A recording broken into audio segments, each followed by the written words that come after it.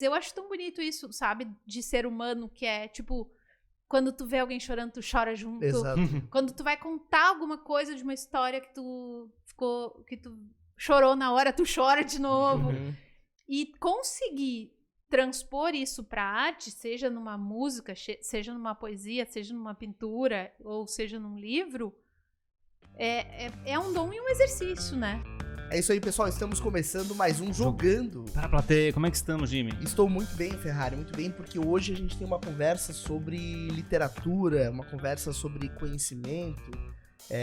Vamos falar desse assunto? Bora. Quem é o isso convidado aí. especial de hoje? Estamos recebendo aqui Ana Cardoso. Ela é jornalista, socióloga, autora best-seller de outros 4 livros, entre eles O Mamãe é Rock, e hoje está aqui para conversar com a gente a respeito do seu novo lançamento, A Mulher que Atravessa a Ponte.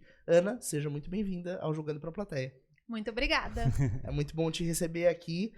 A gente gosta de receber pessoas que escrevem, porque sempre tem muita conversa por trás disso, né, Pois Ferrari? tem muita história. A gente sempre começa também com a história da pessoa. Como é que ela entrou na área de escrever? Você falou que não é daqui de Floripa, né? Não, acho que não chegou a falar pra gente. Eu tinha lido isso. Então, eu já morei em Floripa, já morei acho que 9 anos em Floripa. Porque eu não era de Floripa, mas eu queria ser, né? A exemplo de muita gente que vem parar aqui. Eu nasci em Curitiba e me formei jornalista. Então, assim, eu sempre gostei de escrever. E aí vim morar pra cá, trabalhei na Atlântida há algum tempo. Que legal. E eu fazia boletins, eu trabalhava com um cara que fazia boletim das ondas, e eu fazia boletim dos campeonatos. E só que nesse meio tempo, né, eu tinha ali uns 20 anos, morava na Praia Mole, tipo, a minha vida eu gostava, eu vim morar em Floripa porque eu gostava de praia, eu gostava de sol, né, aquela vida que o turista busca. Era bem esse ambiente de pegar onda, né, era bem esse ambiente de pegar onda. E aí, só que eu pensava assim, cara, eu preciso estudar mais, porque a faculdade de jornalismo, especialmente a que eu tinha feito, ela não, assim, eu era muito jovem, né, 20 anos, eu parecia uma guriazinha, assim, né, que vivia na praia ainda pra piorar. Então, assim, eu queria trabalhar com coisas mais sérias, eu queria ser levada a sério. E aí eu fui fazer um mestrado na UFSC. E entrei na sociologia política e amei. E eu comecei a estudar lá e eu pensava, meu Deus, todo mundo deveria estudar sociologia para entender como que as coisas funcionam, por que a sociedade é assim, entender uma série de questões que, assim, me ajudaram a dar aquelas respostas existenciais mesmo. O que é a sociologia política? A sociologia política é uma mistura de ciência política e ciências sociais, né? Sociologia. Então, tu analisa os movimentos sociais a partir das pessoas, dos atores sociais. O jornalismo, ele talvez tenha um foco maior em cima do fato ali, né? De narrar aquilo que tá acontecendo, os movimentos que a gente tá passando. E na sociologia tu enxerga que talvez seja mais uma recuperação e uma análise histórica desse acúmulo de fatos, assim?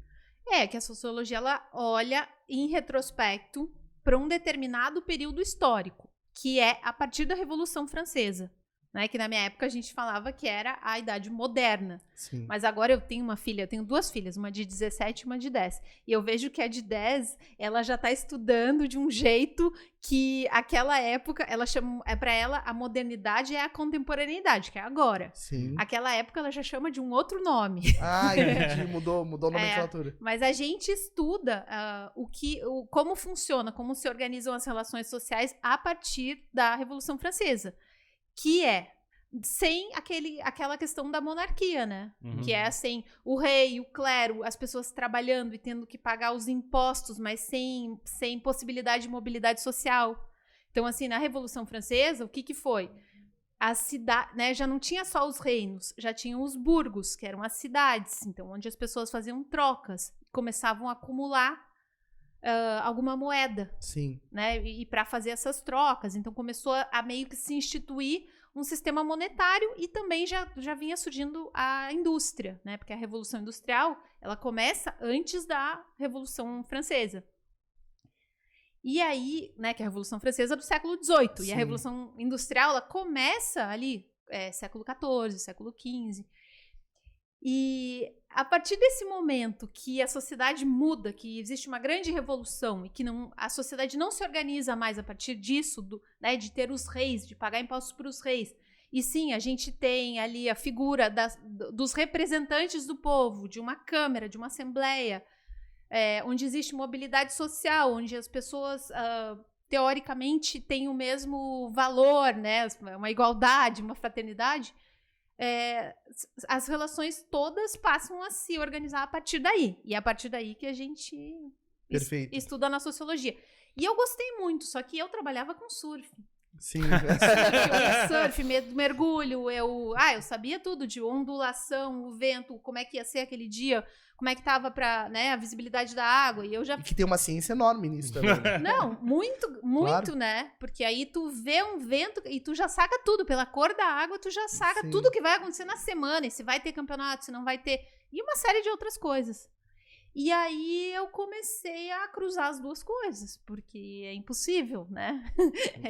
Essas questões sociais é assim, tipo, tu tá na chuva, tu ligou o para-brisa, tu começa a enxergar. E não tem o colírio de desver, né? Não dá pra desver. Então tu começa a ver um monte de coisa e começa a mudar a tua forma as tuas interações, as tuas relações. E nessa época, eu imagino, claro, por conta de estudar sociologia, tu escrevia bastante, mas não era ainda com foco de construir uma publicação, um livro, assim, com início, meio e fim? Não. Eu sempre escrevi textos, eu tenho um senso de humor, assim, eu não gosto muito de escrever coisas muito sérias. Uhum. Eu sou uma pessoa que tem essa coisa da piadinha, sabe? Eu vou numa reunião, assim, da escola, eu tenho que me esforçar muito pra ficar quieta, porque eu tenho milhares de ideias de piadinhas na cabeça. E aí... Então, na sociologia, claro, pra mim era um esforço ser séria. E aí, na cobertura de esportes radicais e dos eventos de surf, eu comecei a colocar muita sociologia, muita pitada de sociologia nos meus boletins. E não era pra fazer isso, mas enfim, eu podia fazer na Atlântida, eles não me cortavam. Sim. Era meio esquisito, eu acho. Mas eu de hoje não ouviria e pensava, que legal. Como é que pensava, que é mina Como é que louca. tu misturava isso? Misturava tudo. Tu não tem noção. Eu ia falar de um evento, aí eu já investigava e já via que aquilo ali, estacionar na areia, não era legal, quem prejudicava, quais eram as populações ali em volta, e desde quando que aquilo estava acontecendo e por que estava acontecendo. Entendi. Então, assim, ia a fundo, né? Eu ia a fundo e eu botava, assim, umas questões ali que eu achava relevantes, para além dos rankings. E aí foi isso. E daí mas eu comecei a escrever mesmo, eu acho que foi mais na época das redes sociais. Eu sempre escrevi cartas, escrevi coisas engraçadinhas, mas é que antes da internet a gente não tinha assim, não dava pra tu escrever e ter um público, né? Faz um textão no Orkut, naquela época do Orkut.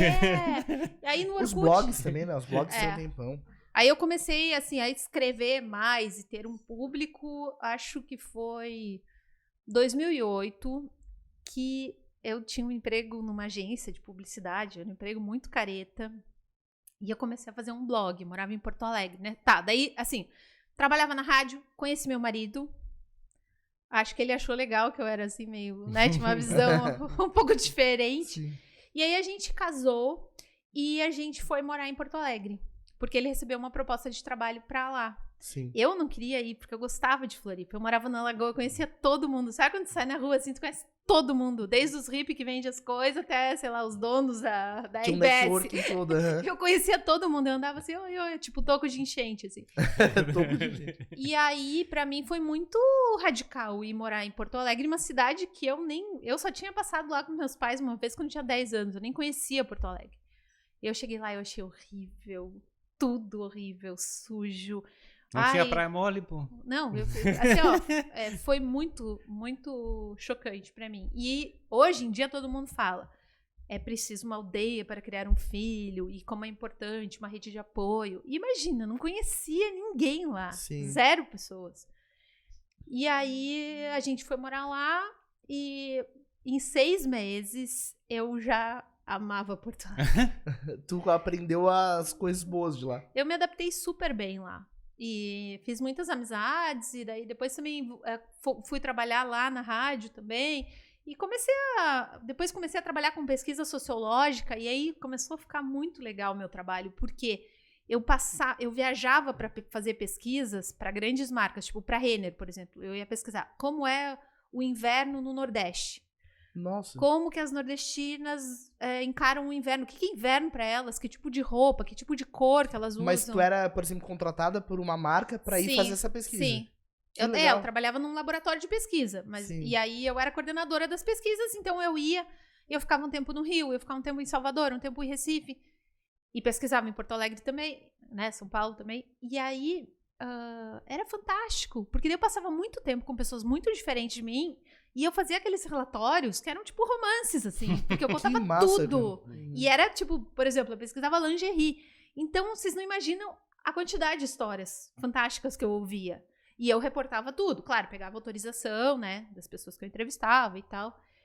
E depois analisava tudo e identificava algumas tendências, né? Não tabulava de planilha, assim, mas tipo...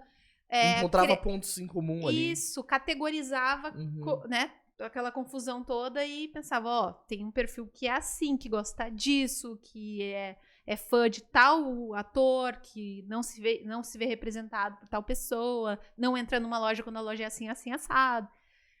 E aí era muito legal. E daí eu comecei a escrever bastante e depois, né, outra época eu trabalhava numa agência de publicidade que era chata e eu comecei a fazer um blog porque eu tinha uma filha pequena e quando eu fui morar no Rio Grande do Sul, apesar de eu ter gostado muito, eu achava lá muito machista. Algumas coisas me incomodavam demais, assim. Por exemplo, eu tinha vizinhas no prédio que os maridos falavam pra não andar comigo. Nossa. Por quê? Eu dirigia, porque quando eu não trabalhava, às vezes eu chamava elas pra ir pra Novo Hamburgo, pra ir nas pontas de estoque de sapato. Eles achavam isso, assim, nossa, muito ousado. E aí eu pensava, gente, mas...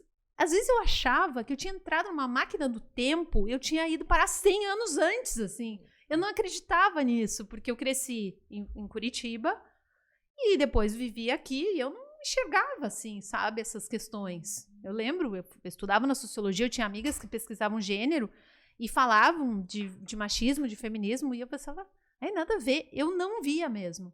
Só que depois, eu fazendo pesquisas, eu comecei a perceber muito. E aí eu fui morar em Porto Alegre, e aí eu não acreditava nas coisas que eu ouvia e via. E eu comecei a escrever sobre isso.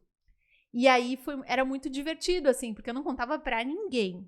Tipo, eu assinava tudo, mas eu não contava pra ninguém, eu não divulgava.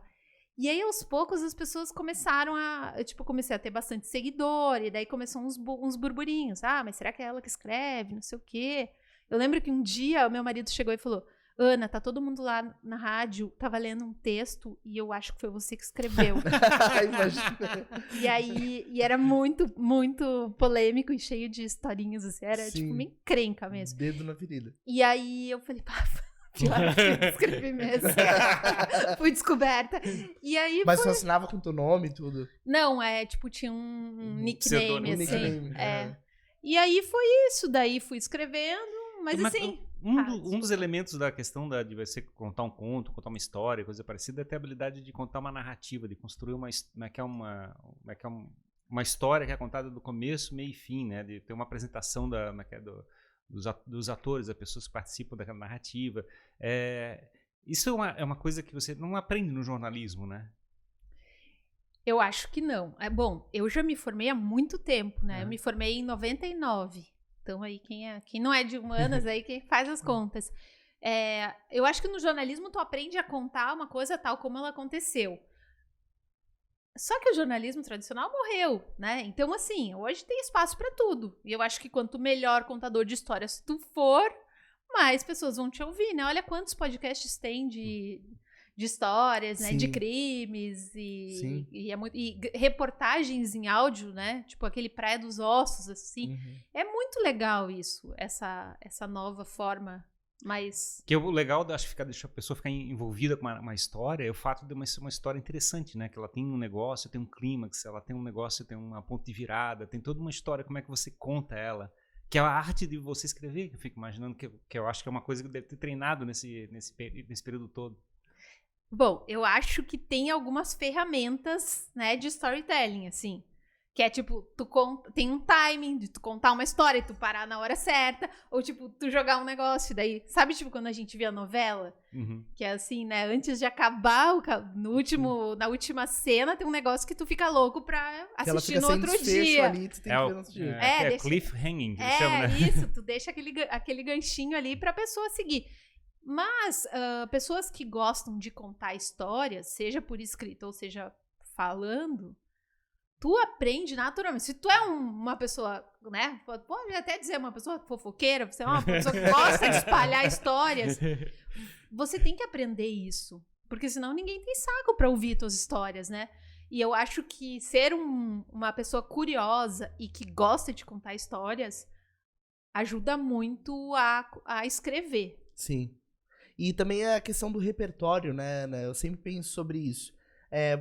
Quanto mais exposto nós estamos a realidades diferentes, a inputs diferentes no nosso dia a dia, mais repertório, inventário a gente tem para criar novas histórias.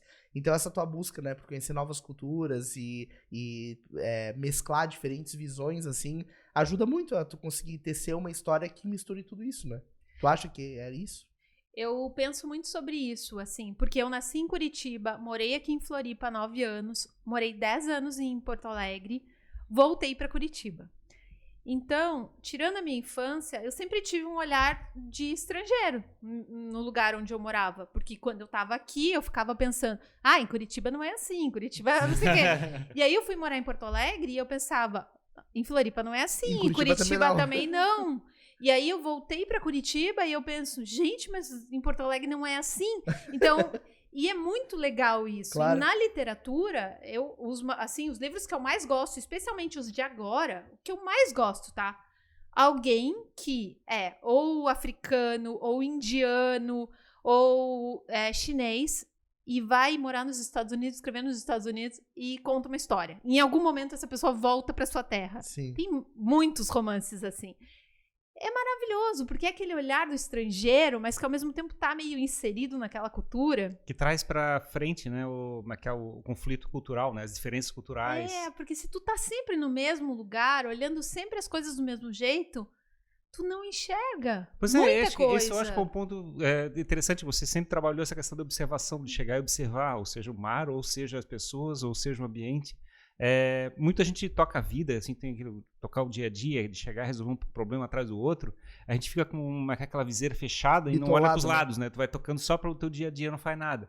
Ao mesmo tempo, tem tanta coisa acontecendo diferente na tua vida, em volta, e você não tá observando. Tem muita coisa, assim, né? Por exemplo, eu acho que a pandemia, em especial, foi uma época que, para quem trabalha com criatividade, foi a época mais... Foi um presente de tu poder parar, porque não tinha como fazer nada, não tinha pra onde ir, e observar as coisas, né? Observar a natureza pela janela.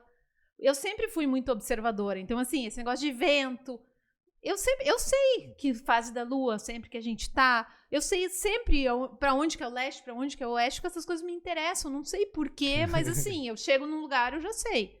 Ali pega sol, não sei o quê. Tipo, eu gosto, sabe? Sim.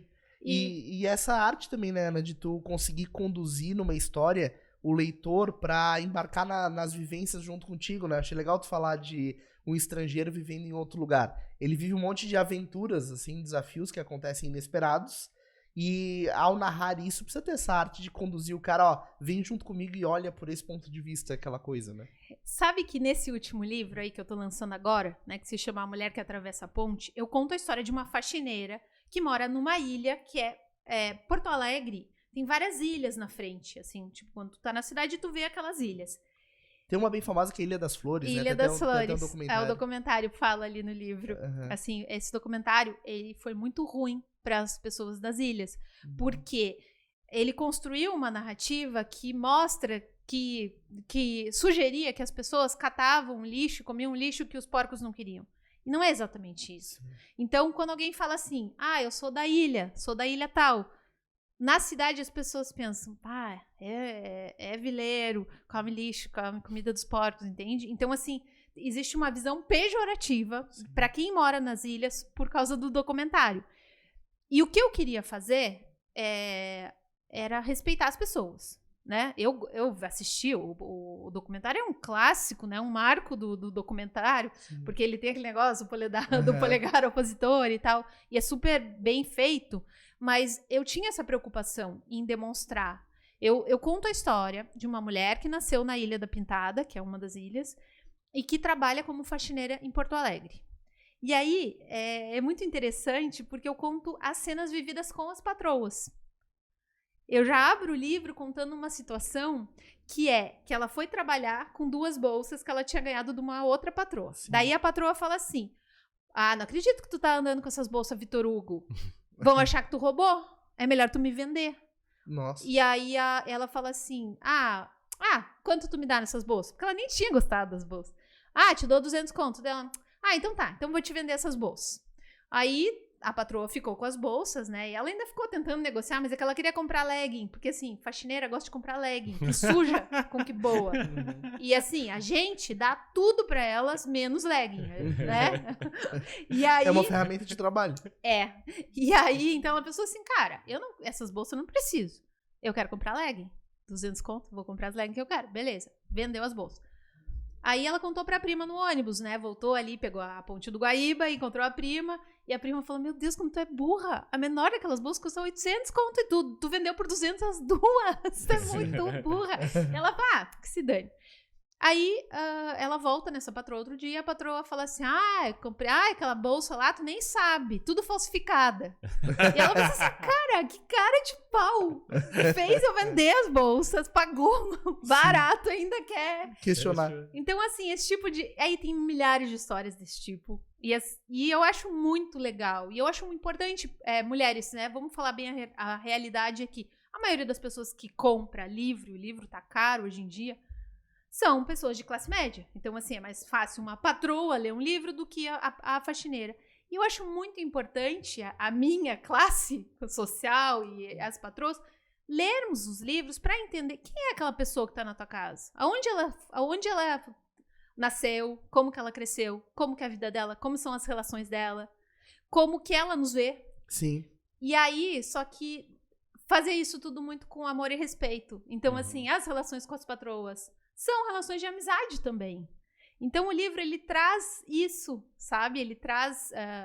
eu acho que todas as patroas dessa pessoa, né, que me contou a sua vida e que eu adaptei ali, mudei várias coisas, enxertei outras cenas que não são dela. Sim. Mas focado numa história em particular ou tem várias histórias misturadas? Não, é uma história. A mulher que atravessa a ponte, ela se chama Elisa, né? E aí ela vai lá nas patroas e pega o ônibus e fica refletindo algumas coisas sobre a vida dela e vai contando a vida dela. E trabalha em várias casas, então tem várias experiências. Isso, e vários casamentos e tal, e tudo isso tá no livro.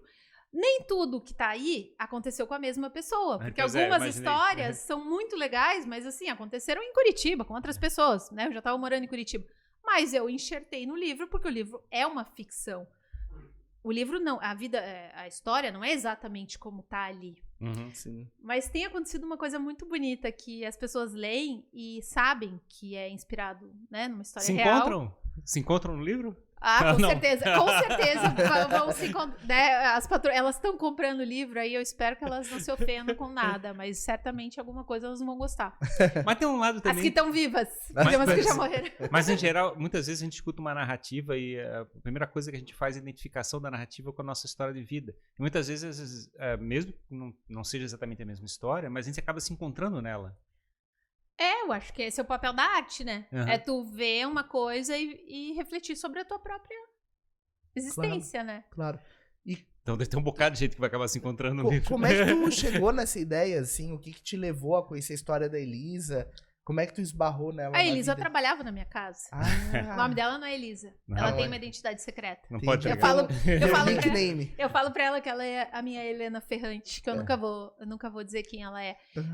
Mas isso que eu ia falar pra vocês. As pessoas estão lendo o livro e ficando muito emocionadas e surpresas com as condições de vida dela. E tu vê, ela é uma pessoa muito legal, muito íntegra. É um personagem, assim, que é fácil gostar dela, sabe? Ela é meio cínica, ela é meio sarcástica, mas ela é uma pessoa que tu vai lendo e tu pensa, pô, pessoa legal, sabe? E aí, tem gente que fica muito tocado, assim, e fala, cara, eu queria ajudar ela, de alguma forma. Então, como eu já vou para a segunda edição, o que eu vou fazer? Botar um Pix no final. Quem quiser fazer uma doação, vai fazer a doação para mim e eu vou repassar para ela, né? Porque eu não quero expor ela. Claro. Então, eu não coloquei o dado dela, mas aí eu repasso para ela. Tem um lado também dessa questão da humanização dos relacionamentos que a gente tem, né? Muitos relacionamentos que a gente tem são profissionais. A gente não consegue, muitas vezes, dar conta de lidar com todos os problemas de todas as pessoas que estão próximas da gente.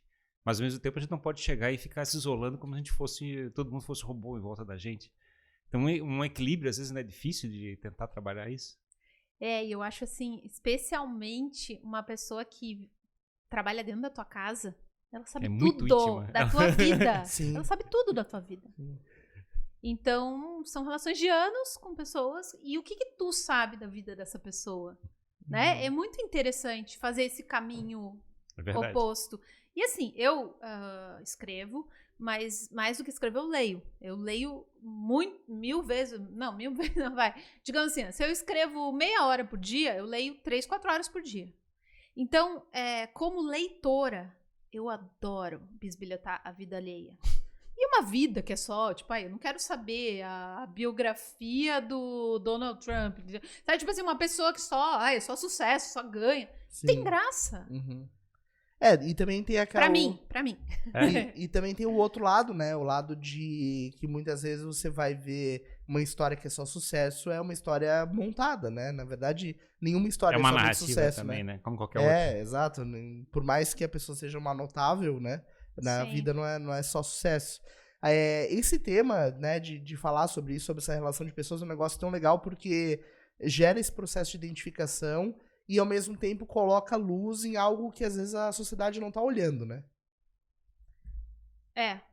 Assim, eu vejo livros saindo sobre esse assunto. Tem um livro, tem uma faxineira que ela ficou bem famosa na internet, chamada, o arroba dela no Instagram é Faxina Boa. Sim. A Verônica Oliveira. Eu até pedi pra ela escrever o prefácio, ela disse que ia escrever, só que ela tem 3 filhos e dá um monte de palestra e não conseguiu. Ela fez um perfil no Instagram, no Facebook, contando as histórias das faxinas dela. Só que assim, é uma mulher de classe média, que fez faculdade e tal, e em algum momento teve que fazer faxina para sobreviver, e aí ela começou a escrever sobre isso, sobre como as pessoas tratavam ela. E aí bombou. Sim. E ela fala muito bem, ela é muito eloquente, ela é muito legal. Eu vi uns vídeos dela lavando louça, assim, e gravando, né? Ela deixava a câmera parada, assim, ia contando histórias. E aí tem outras, assim, tem outros livros saindo sobre esse assunto, assim.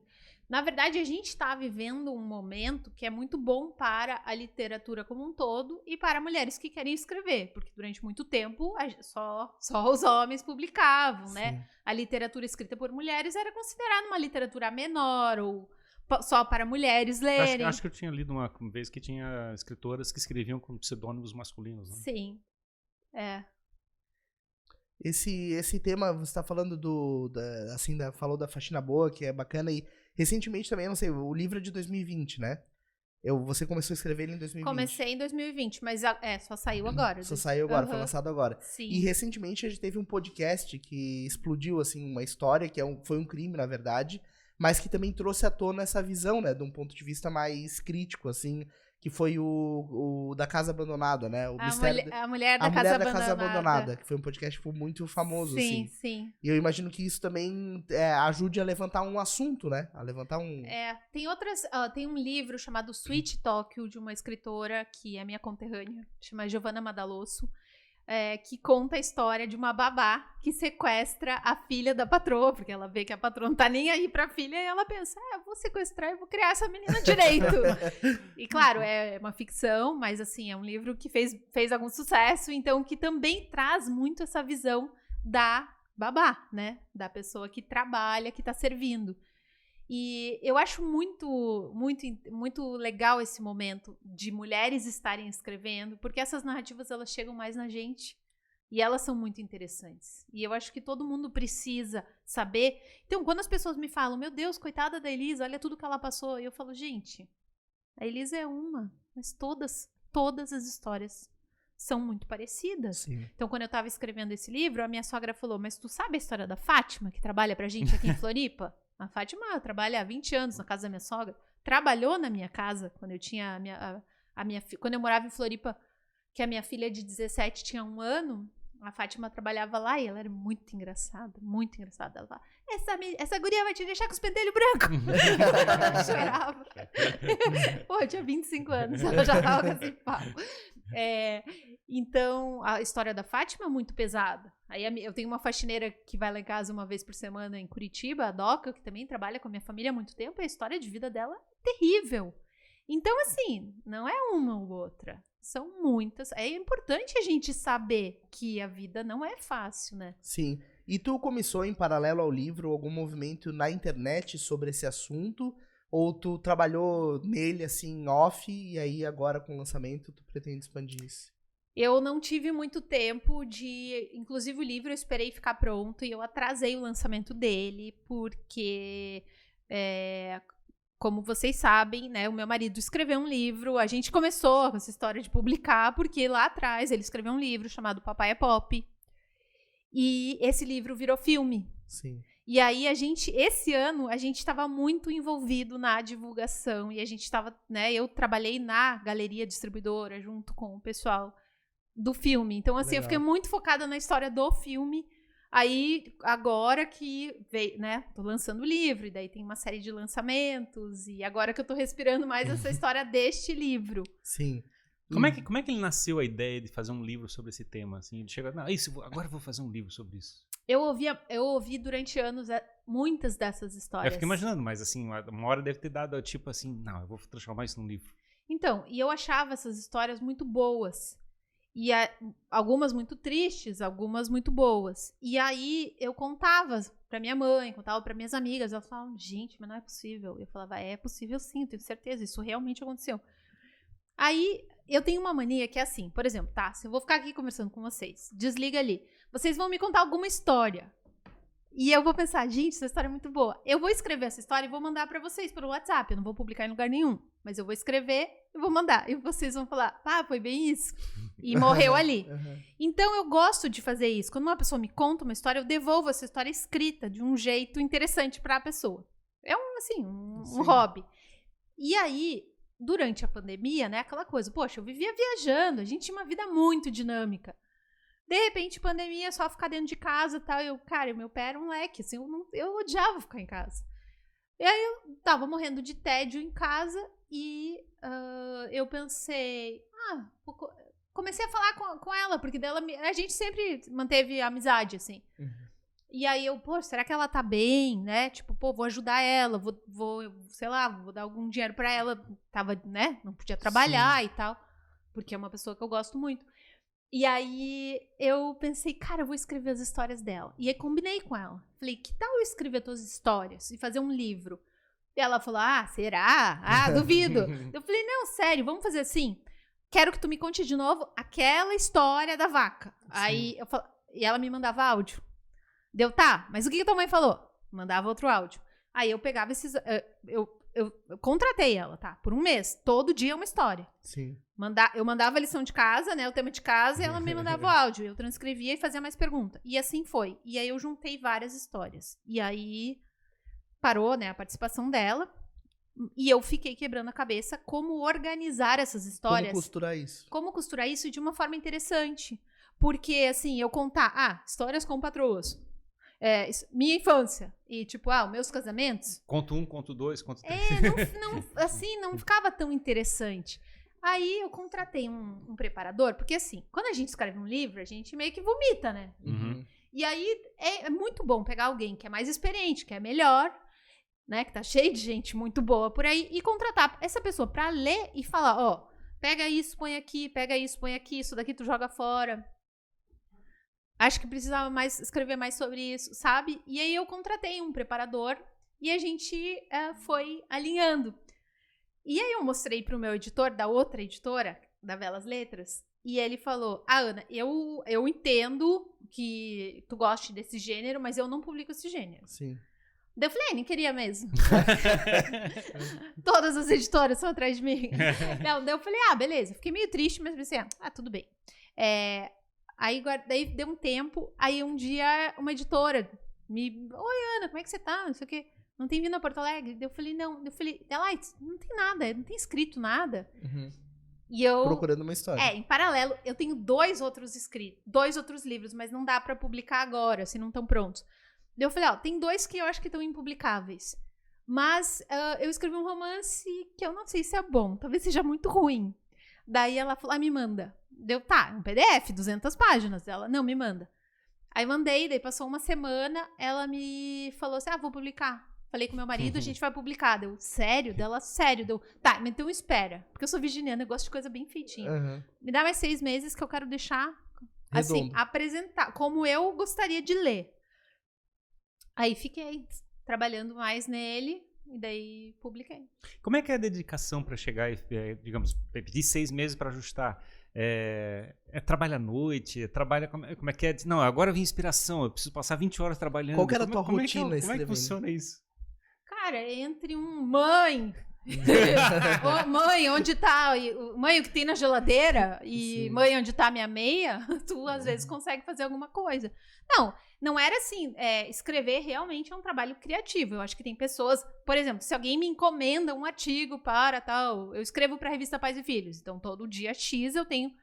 Hoje eu fui colunista da 0 Hora. Então, assim, toda terça-feira tu sabe que tu precisa ali 1 hora, 1h30, que tu já pensou em assunto, pra sentar e escrever. Quando tu vai escrever um livro, não.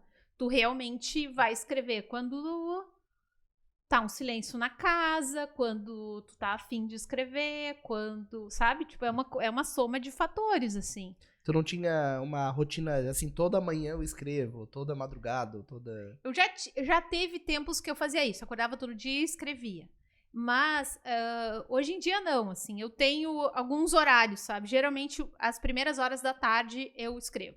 Sim. Mas muitas vezes tem que levar minha mãe no dentista, claro. Filho não sei aonde, eu tô viajando. O ambiente influencia muito pra ti, assim, porque tem escritores que vão pra um lugar mais isolado, ou passam ali, não, vou ficar naquele lugar, ou aquele ambiente me inspira. Isso pra ti faz sentido também?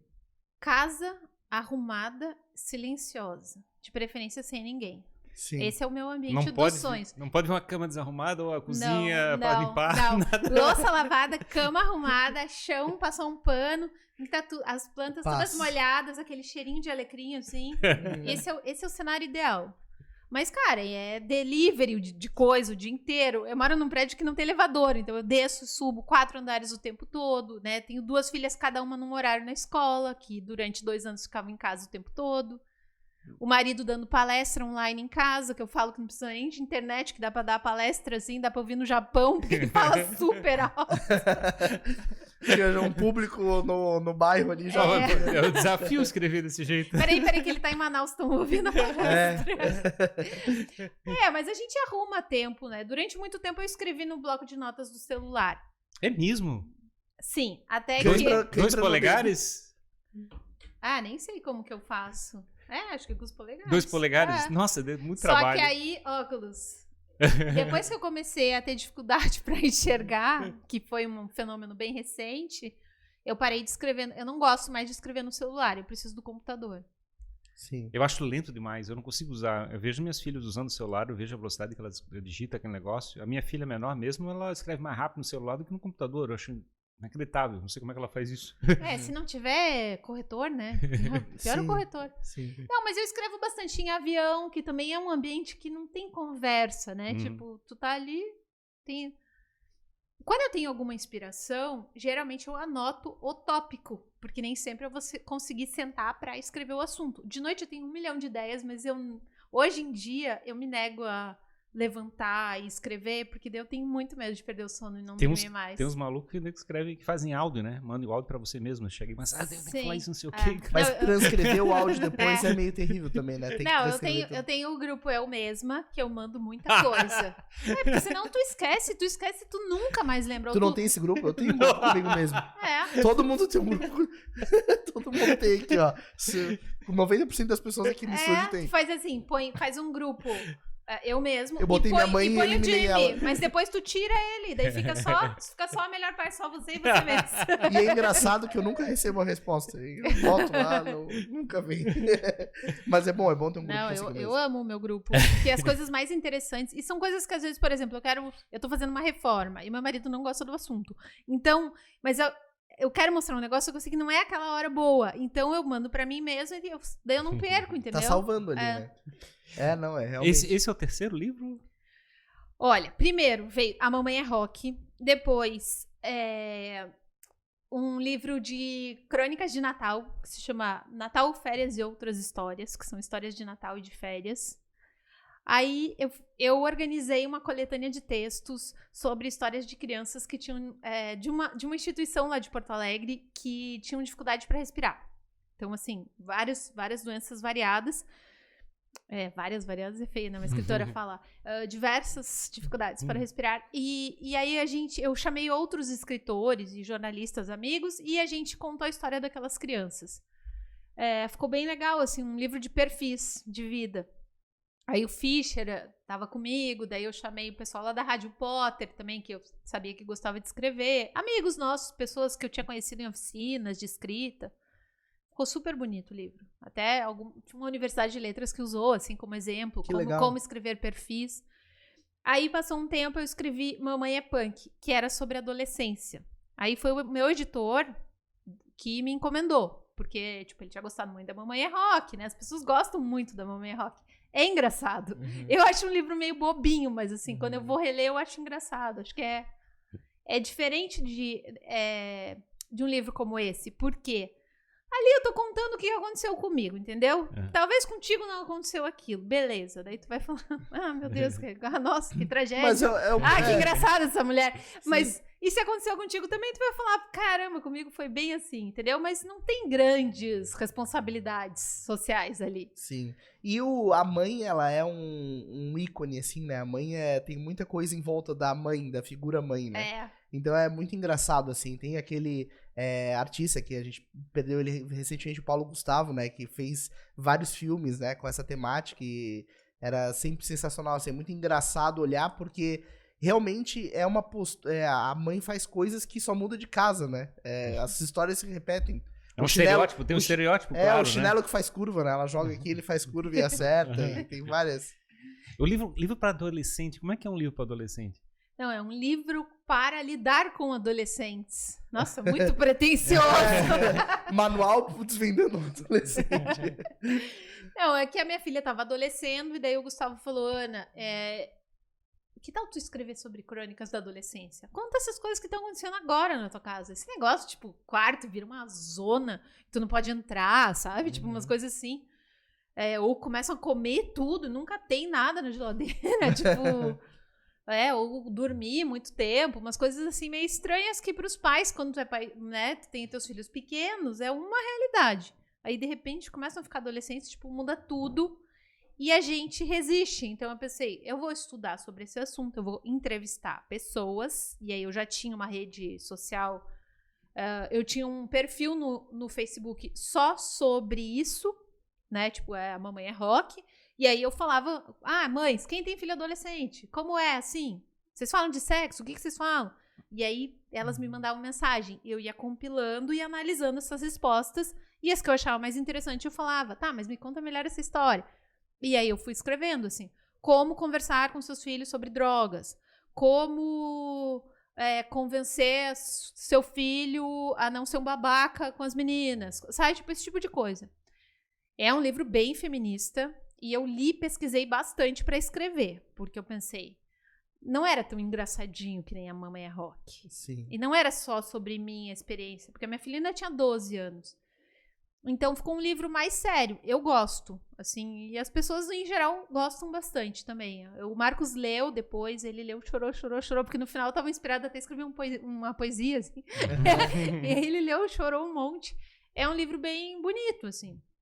É louco isso, né? Uma mudança. Não sou pai ainda, né? Não tive essa experiência, mas a minha mãe disse que chegou um momento que na minha casa, eu tenho mais 2 irmãs, tinham 3 adultos, né? E aí para os meus pais foi assim, é diferente, porque daí tu, beleza, eu tô morando com mais 3 adultos, né? E essa mudança provoca nos pais Como é que eu lido com isso? Eu sempre me achei, assim, uma mãe que pensava, não, eu deixo minhas filhas serem quem elas são, eu quero que elas tenham a vida delas, não quero ficar me metendo, não sou uma pessoa carente. E agora, eu acho que foi a pandemia. Eu adoro botar a culpa na pandemia. Por quê? Eu fiquei tanto tempo grudada nelas, que daí quando eu saio, assim, eu fico super nervosa. É o que eu mais trabalho em terapia hoje, é isso. Porque eu tô aqui e eu... Agora eu entrei aqui e pensei, quem vai buscar a Aurora no circo? Minha mãe não gosta de dirigir à noite, porque Sim. mãe é assim, né? Tem essas questões. Não gosta disso, gosta daquilo. E aí a Anitta hoje vai receber as amigas. Então, assim, eu tô aqui, mas eu tô sempre pensando nelas. Uma Claro. tentativa de tentar controlar o mundo, de certa forma, Mas né? não posso não pensar, porque essas logísticas, essa gestão materna, não tem como... Ser mãe é tipo um emprego 24 horas. Exato, você não é tem... CEO de uma empresa ali. E também, se tu não fizer a gestão Isso é prévia... vitalício, não dá pra tu sair fora. Se não fizer a gestão prévia, os investidores ligam. Olha, não tá funcionando aqui. Mas, ao mesmo tempo, tu tem que dar liberdade pra criança, mas quer enfrentar os próprios... Criança, adolescente, crescer, né? Passar pelas experiências, os perrengues, pra poder passar e... viver a vida da maneira que ela precisa fazer. Não, sem dúvida. Assim, né? E como a gente viaja bastante, elas têm bastante espaço, assim, de liberdade, né? Mas algumas coisas eu tenho que gerenciar, que é meio... Não é braçal, mas é mental. E é tipo um trabalho meio burro. Quem vai buscar? Que horas que acaba o circo? Ih, amanhã tem troca de figurinha. Eu não tô lá, quem que vai levar? Sabe umas coisas assim, que eu posso fingir que não é comigo, mas a conta chega. Exato, esse ponto. Tipo, eu não vou atender, porque eu vou estar ocupada. Então, é assim. Mas agora eu sinto isso, assim, tipo, que é duro mesmo quando eles vão crescendo de verdade, sabe? E não querem fazer as coisas contigo, assim. Tipo, a minha de 17, ela não gosta de fazer as coisas com a gente. Tipo, ela não gosta de sair almoçar com a gente, entende? Ela quer almoçar com os amigos. E tudo bem. E é cruel. Mas às vezes dói, sabe? Um pouco. Eu tava lendo sobre isso e falando que a gente inventou a adolescência, né? Não existia adolescência. 12, 13 anos a criança já começava a trabalhar, já trabalhava na empresa, na fazenda, coisa parecida, e já tinha uma vida.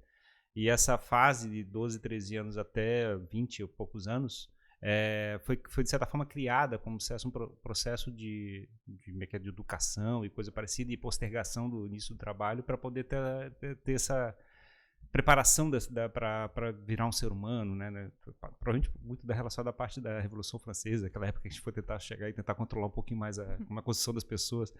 E é engraçado porque, de certa forma, é uma revolta, né? A criança está naquela fase da adolescência, ela está numa revolta porque ela está buscando a liberdade de passar pelos perrengues. É um desafio a gente chegar e lutar contra isso. E depois de ter ficado tanto tempo grudado, à força, mas para os dois lados, né? É estranho agora ir soltando, sabe? Sim, sim. Esses dias eu tava em Curitiba e daí na sexta a minha de 10 dormiu na casa de uma amiguinha. E daí no sábado quis dormir em outra. E eu tinha uma festa numa chácara, tipo... Mas eu pensei, cara, mas eu volto e pego ela. Eu queria dormir com ela. Meu marido tava viajando. Eu falei, não, ela já dormiu fora ontem. Sim. E ela, ai mãe, deixa eu me divertir. Eu, não, tá bom. Aí eu voltei super cedo da festa na chácara. Eu fui, tipo, sei lá, fiquei 1h30, 2. Daí voltei, daí fiquei meio perto, assim, liguei. Quer que eu vá te buscar? Não, vamos fazer chamada de vídeo, ver se tá bem mesmo. E aí eu me senti meio ridícula, porque eu podia ter ficado mais tarde, sabe? Aquelas coisas assim, mas... Sei. Tô virando a minha mãe. A gente, né? Eu achava que a minha mãe era... Ai, meu Deus, como ela me controla, como ela quer minha companhia. Sim. E é igual, a gente fica igual. Tu acha que tu consegue ter sair, digamos assim, do teu corpo e olhar isso de fora, assim... isso te ajuda de alguma maneira, porque tu retrata as tuas situações, né, nos teus livros relacionados a essa temática. Tu faz esse exercício, assim, de enxergar a situação de fora, assim, de olhar e falar assim, pô, por que eu tô agindo assim? Ou... Um pouco sim, né, eu faço terapia pra isso, mas eu acho que eu gosto muito de conviver com outras pessoas e ouvir outras histórias. Então, assim, quando tu tá conversando com outras mães e tu consegue, né, tu fica quieta, ouvindo e perguntando, e tu vai percebendo que às vezes a tua dor é igual das outras ou não. Às vezes tu tá vendo o cabelo, tá procurando pelo em ovo, sabe? Entendi. Que tu tá meio fora, que é bom. Esses dias a minha adolescente comprou um vestido muito, muito pequeno.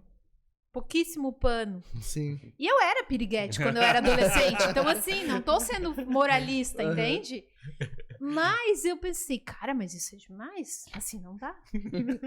E aí ela, mãe, o que você acha? Eu falei assim, eu não tenho palavra pra dizer o que eu acho. Uhum. Eu acho que não dá pra sair na rua assim. E eu me senti com 80 anos, né? E eu não sou essa pessoa. Sim. E aí eu falei, tá, Anitta, deixa eu pensar um pouco sobre o assunto. Deixa eu digerir. Mas daí pensar é conversar com a minha melhor amiga, que também tem filho adolescente, que dá aula de moda e só tem aluno adolescente.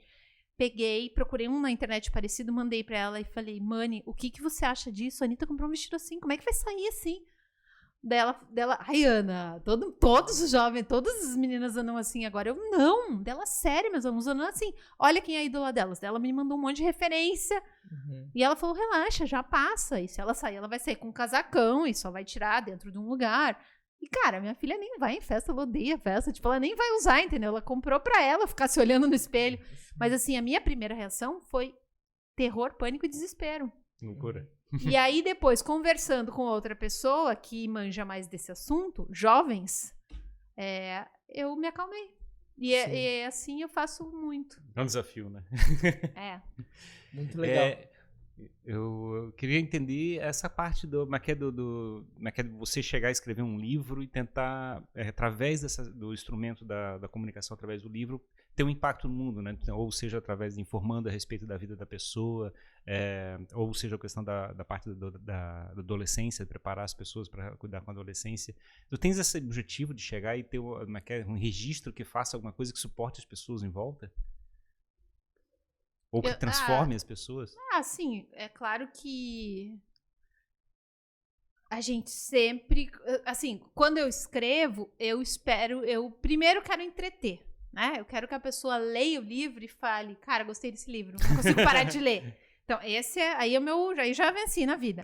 Mas é óbvio que, como eu tenho um olhar crítico sobre as coisas, eu espero que a pessoa leia e pelo menos veja o mundo como eu vejo, né? Sei lá, veja algumas coisas que eu enxergo. Eu entendo que a arte, uma boa parte da arte seja exatamente isso, né? O fato de você chegar e buscar na produção de alguma coisa material, alguma coisa que transforme as pessoas de uma maneira. Eu acho que a arte, uma vez eu vi essa definição numa palestra de um cara, que a arte é o invisível. Então, assim, por exemplo, né? Eu não pinto, mas digamos que eu fosse pintora. Então eu ia olhar aqui e ia pensar, cara, e se tivesse um quadro aqui, todo azul, cheio de risco, que representasse Floripa, um negócio que eu vi ali em cima, aqueles caras lá embaixo, tipo, sabe, tu explode, tu vai lá e faz. Tu enxerga coisas que os outros não enxergam. Então, assim, a minha forma de me expressar é por escrito. E eu acho que talvez alguém lê e goste, se transforme, se emocione, mas não sei. Agora, a gente vive nesse mundo da palestra, né? Eu mesma já fiz 4 TED Talks. Que legal. E é muito interessante, porque às vezes tu tá fazendo uma live com alguém, ou tá conversando num podcast, que nem a gente tá conversando aqui, e alguém ouve uma coisa que um de nós fala, e a pessoa fica pensando, caramba, eu também sentia isso, e eu não sabia dar nome pra isso. Sim. Esses dias, uma amiga foi lá em casa e falou, Ana, eu te ouvi conversando com uma pessoa aqui de Floripa há muito tempo. Tem uma amiga aqui que tem uma loja chamada Fala Frida, e ela fala de livros de mulheres e tal. E ela me convidou pra fazer uma live no Instagram, e eu fiz. E aí ela falou assim, pô, nunca vou esquecer. Aquele dia tu falou uma coisa que eu sentia, mas eu não sabia explicar. Que é assim, tu falou que tu só consegue criar quando tu sai com pessoas e fica ouvindo um monte de história, e fica conversando, e tu volta pra casa muito criativa, cheia de ideias. E se tu ficar só em casa, tu não consegue pensar em nada. E eu sou assim. O meu marido, por exemplo, é diferente. Ele pode ficar 1 mês em casa sem falar com nenhuma pessoa, ficar só lendo, vendo vídeo, e ele consegue criar igual. Porque ele é mais introspectivo na criação, e eu sou... o perfil, né? Eu preciso dessa interação. E ela falou, Ana, eu sou exatamente igual a você, eu me sinto morta se eu não falar com outras pessoas, eu me alimento das outras pessoas. E aí, naquela mesma semana, eu tinha ouvido um podcast que era sobre literatura, sobre representação feminina nas artes. E aí uma psicanalista falou assim, sabe por que a gente não gosta? Por que a gente, mulher, não gosta de ver filme antigo? Aqueles filmes preto e branco, e os homens gostam tanto, e às vezes a gente se sente burra de falar, eu não gosto desse tipo de filme, ou tipo, tá vendo e dorme. Eu sou muito essa pessoa. Por quê? Antes, só homens faziam cinema. Então, a gente era representada sempre de uma forma que de alguma forma nos incomodava e nos agredia. Não que todas as representações de mulheres no cinema sejam pejorativas ou sejam ruins, mas não são realistas, porque são visão de um homem sobre como é uma mulher. E quando a gente olha, aquilo machuca a gente de alguma forma. Então ela explicou isso, eu pensei, cara, bingo, é isso. É por isso que eu odeio uma série de filmes que meu marido adora, por exemplo. Sim, porque tem esse olhar, né? E querendo ou não, um livro ou qualquer produção é meio que uma foto, um retrato de um momento, de uma realidade, né? Então, você também acaba parando pra olhar o mundo como ele é naquele momento.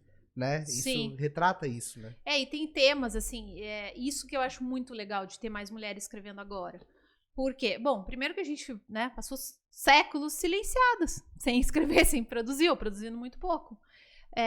Tem temas que são muito interessantes pro mundo interno, seja masculino ou seja feminino. Então, assim, a Helena Ferrante, quando ela começa a tetralogia dela, quando ela fez a tetralogia, ela fala da amizade de duas garotas que nasceram numa vila, né, num pequeno, um pequeno bairro, uma comunidade próxima de Nápoles, no sul da Itália, muito pobre, com pessoas muito ignorantes.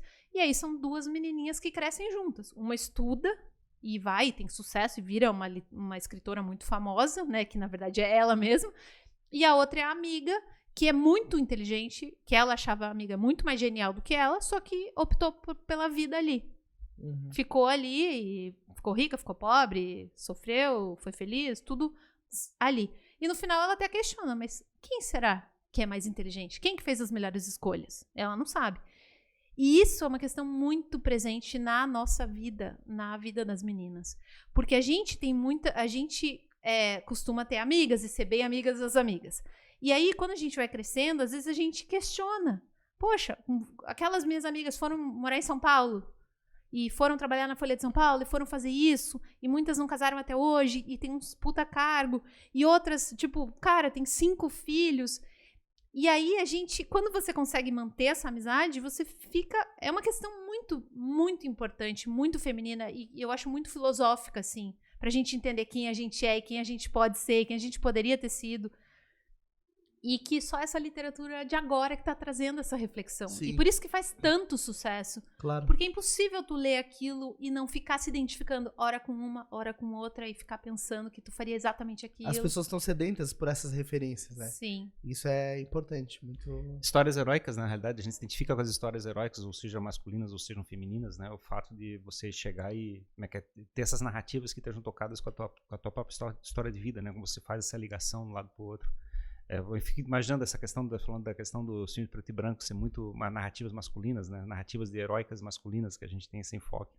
Eu acho que o fato de estar representada na arte esses vários elementos são importantíssimos, e eu acho que é a forma de a gente aprender também, né? Nesse processo. A gente, sendo homem, mulher, criança, adolescente, ou o que seja, a gente pegar todas as referências e aprender a lidar com a vida, que eu acho que é o desafio de todo mundo.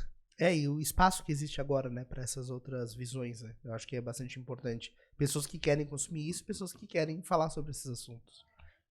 Tem um teórico de comunicação e arte que fala que fazer ficção é friccionar a realidade. Pois é, eu vi isso ali, é uma aspas tua.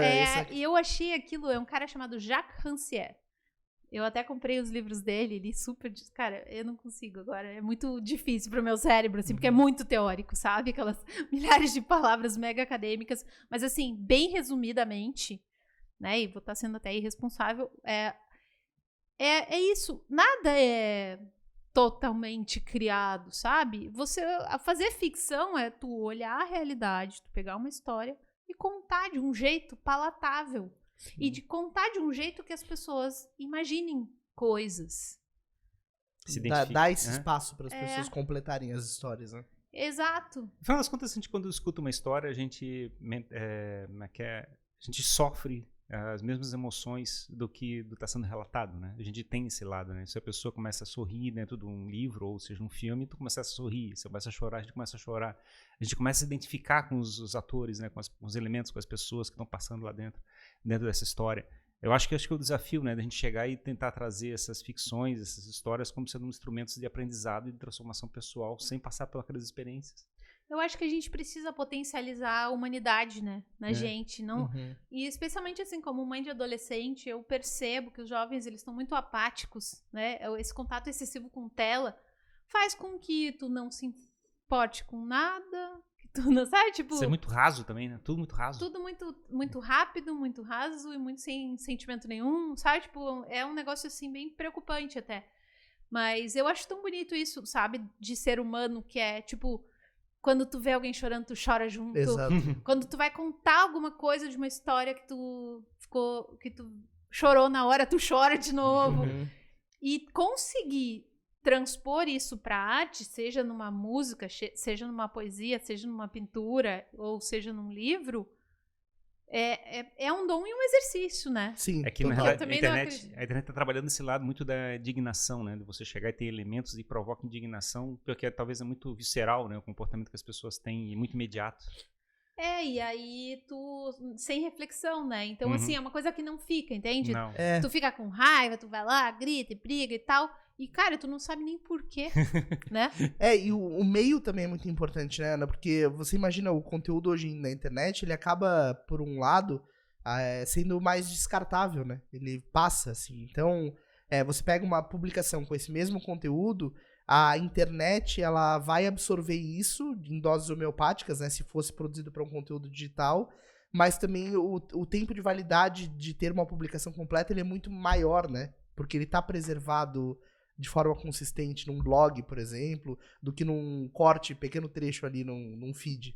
Sabe que a minha filha tem um amigo que é tipo um garoto que bombou muito no TikTok. Ele até depois saiu porque percebeu que ficava muito ansioso por causa de like, essas coisas.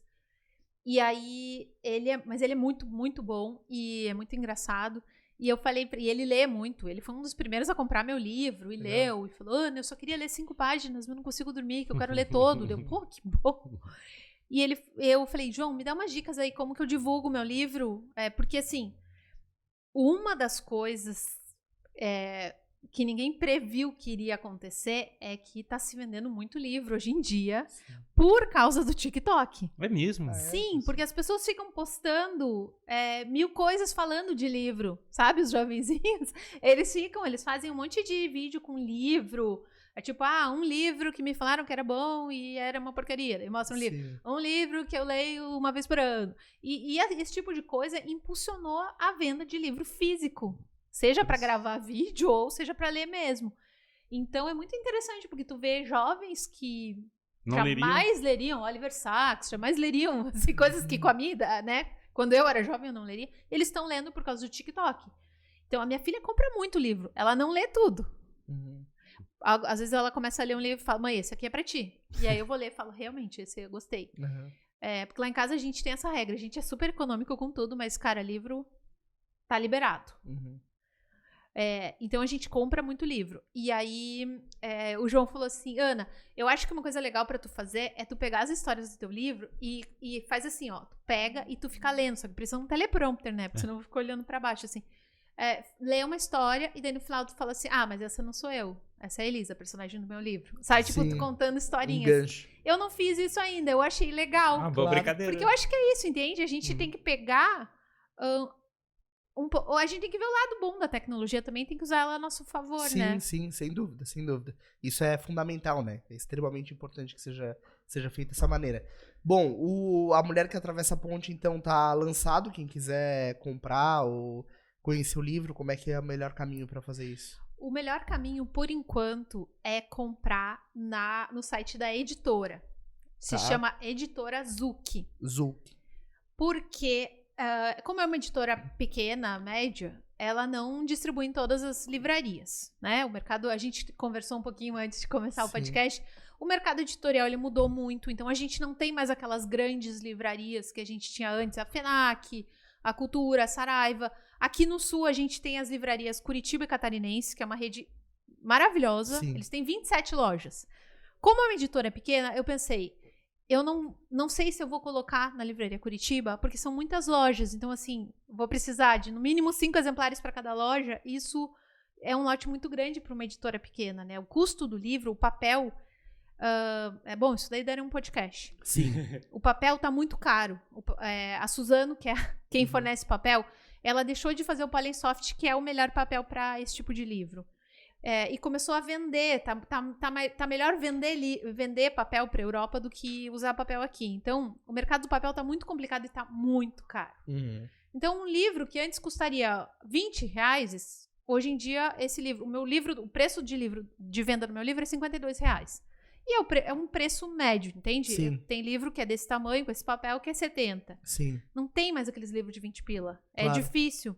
Então, comprando da editora é um jeito de tu ajudar a editora a investir em mais novos autores, contratar designers para fazer capas legais, contratar revisores bons. Por exemplo, o meu livro ele é escrito todo tipo num dialeto ali bem gaúcho, né, de uma pessoa que não é muito letrada e que mora ali na região das ilhas e cresceu numa ilha, que não estudou muito. Então ele tem uma linguagem que é a linguagem dela. Claro. Só que eu consegui fazer um equilíbrio de ter um português que respeita a norma culta, mas é o português falado. Quem começa a ler isso vai esquecer de mim. Você vai ver uma pessoa, você vai enxergar uma pessoa que mora ali falando. Ele foi a revisão dele foi feita por uma guria que mora em Belém do Pará. Nossa. Então, né, formada em letras e tal. E eu achei fantástico, porque uma pessoa que mora no Pará revisar um livro que é escrito num gauchês é fundamental, porque daí ela falou, Ana, isso daqui eu não sei o que significa, isso daqui tá estranho, mas o que tu quis dizer? Isso aqui vamos mudar?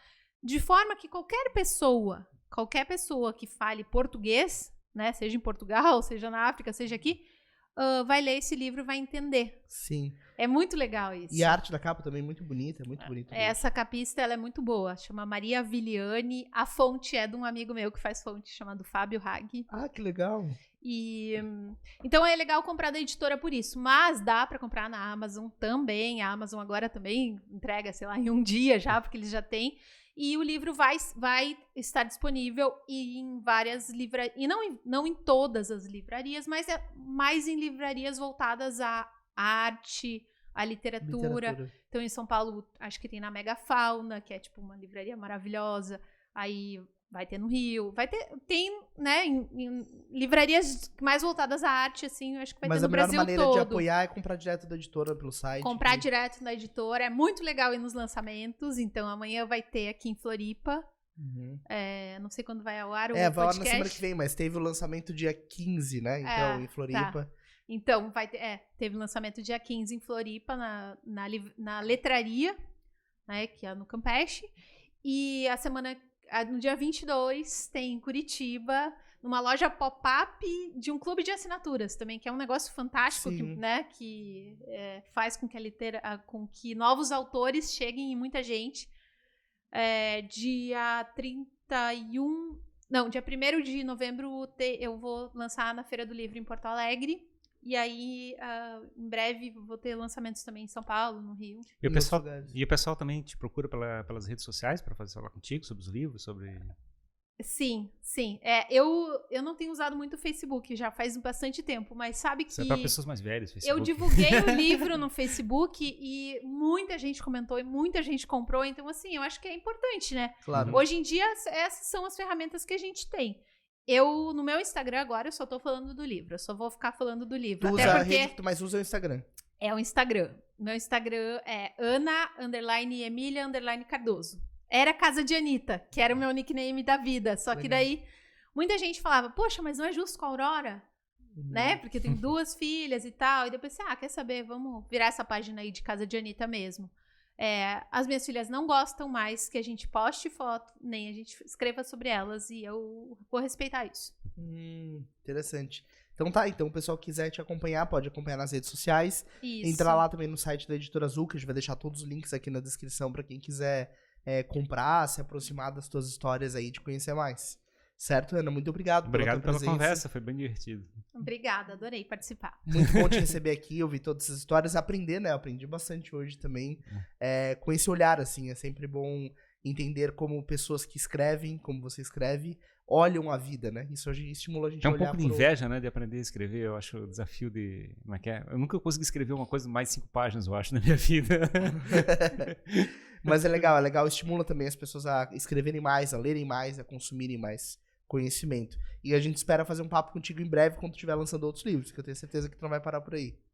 Com certeza. Eu já tô escrevendo um. Ah, E que tem até uma parte que se passa aqui em Floripa. Eu Opa, volto aqui. Então já fica o spoiler. Obrigado. É isso aí, então. Muito obrigado a você que acompanhou mais este episódio aqui no Jogando Pra Plateia. Se você ainda não é inscrito no nosso canal, o faça.